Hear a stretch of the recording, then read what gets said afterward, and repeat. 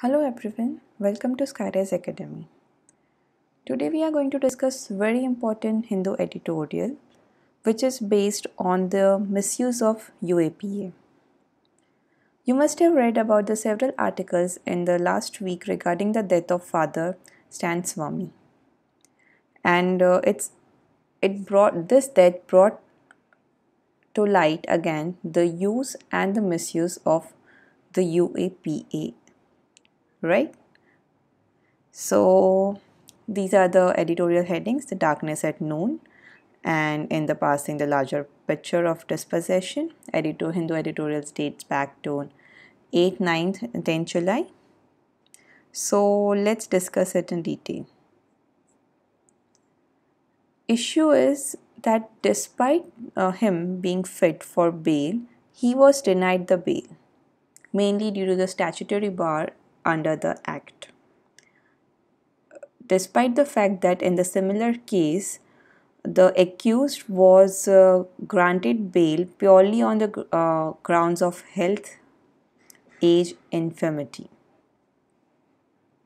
So, significance is the systematic abuse of the authority and disregard for the rule of law. It is the classic example of institutional failure. Before going to the Act provisions, let us first know who he was so that we can understand the case better. So, Father Stan Swami was an activist based in Jharkhand, and he worked for the betterment of marginalized sections which were wrongfully targeted and were kept under prisms. So basically, he targeted the under trials because in some cases, they were kept in the prisms for more than 10 years. So, their being innocent or culprit is not the case. The case is that an accused is being kept under the prison behind the bars without being, adjudicated, without being heard. Those are gross violations of the principles of natural justice. And that's why he took up the cause and worked towards changing this act provisions, and he even filed the PIL in the Jharkhand High Court, which is still pending. So basically, he worked in a room and wrote over 70 books on this. But he never knew that this very law which he's fighting against, he would also suffer from the same injustice. So let's now go to the UAPA. It is Unlawful Activities Prevention Act 1967. So let's first discuss its origin. So there was a need for a stringent law against call for secession. See, post-independence, there were demands from different states that they want to cede from India. However, we wanted a united country, right? So in the mid 1960s, this was under the great trend demanding from the government to cede from the territory of India. So there was this watershed movement, peasant uprising in Naxalbari in 1967. So this imparted a sense of urgency, the need for the act.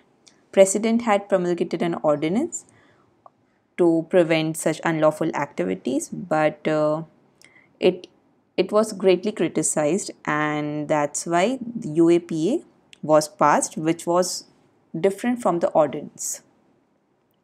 The scope is that it provides for the declaring an association or a body of individuals unlawful if they indulge in any activity which brings about secession of part of the territory of India, right? So it also provides for a tribunal which has to confirm within 6 months the notification declaring any outfit unlawful. So various amendments took place in the Act. Major ones are in 2004 and 13. So they covers the declaration of the association as unlawful, punishment for the terrorist act and activities, and various other acts. The ban on organizations was initially for just 2 years, but now, post 2013 amendments, it can be extended to the period of 5 years. After the POTA was repealed, the UAPA was expanded to include the terrorist activities. This we have discussed in detail in our other editorial video. The link is provided in the description. You can go through that. And the amendments were also effected to give, to implement the resolutions of the UNSC in 2004. And most recently in 2019, the amendment empowered the government to designate individuals as terrorists. So earlier only the organizations could be designated as terrorists, but now with this amendment even individuals are designated as terrorists. So what are the bail provisions? This is much in controversy. It is under section 43D, clause 5 of the act, that bail cannot be granted if the court is of opinion that there are reasonable grounds to believe the charges are prima facie true. So what it actually means is that the court should not consider giving the bail and should not examine the evidence too deeply, but must rely on the prosecution. So onus of the crime or not guilty is on the accused to show that the case is false. So that is why the human rights feel that the provision is draconian and it is virtually impossible for the accused to prove that the case is false. So in the particular case, this current case of Stan Swamy is also the outcome of Vatali judgment. We'll discuss it further. So repeated medical pleas were, consistently ignored or dismissed by the judiciary. Also, there were series of events, basically he had so many ailments. He was 83 years old. He, greatly wanted to be on bail because he had Parkinson's also. He was unable to walk, take bath, eat, and that's why he wanted the bail, but it was declined by the judiciary. And most of the people believe that this led to his death in the prison. So what is the impact?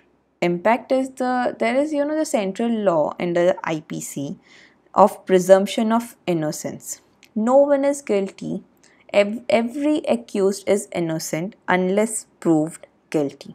This is a central principle of our criminal law, but today it is on the terribly weak footing. It is also based on the Vatali judgment. It is the judgment of 2019, very recent one. You can definitely use it in your mains exam to fetch more marks. So the Supreme Court created a new doctrine in a way which effectively says that the accused must remain in a custody throughout the period of trial, even if he is eventually proved that the evidence against him was inadmissible. So basically, even if there is no evidence against him, he has to stay in the trial. And in considering the bail applications, the court must presume that every allegation made in FIR is correct. Further, bail can only be obtained, as we saw in that provision, that only if the accused produce that any material which is contradict to the prosecution, only then the bail can be obtained. So it is virtually impossible for any accused booked under the UAPA to obtain bail. The very judgment of the Supreme Court has even excluded the admissibility of evidence at the stage of bail, and this is against the Indian Evidence Act. So this might be challenged, in the future, as it is against the Constitution, Statutory Act, Indian Evidence Act, and is basically unconstitutional. So due to the Supreme Court judgment, even the hands of high courts are tied. In fact, recently High Court gave bail to some of the students booked under the Delhi Riots case, but that judgment was criticized greatly by the Supreme Court. And as we have the rule of precedent, so judgments of the Supreme Court are binding on all the high courts.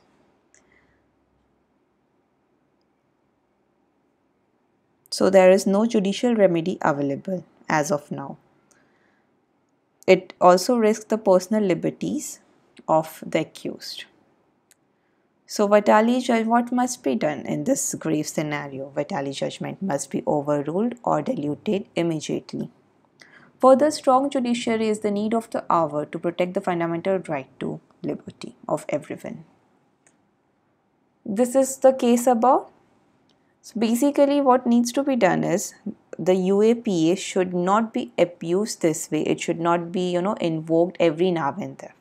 Stringent provisions have to be invoked, very rarely, not casually, in the stringent crimes only.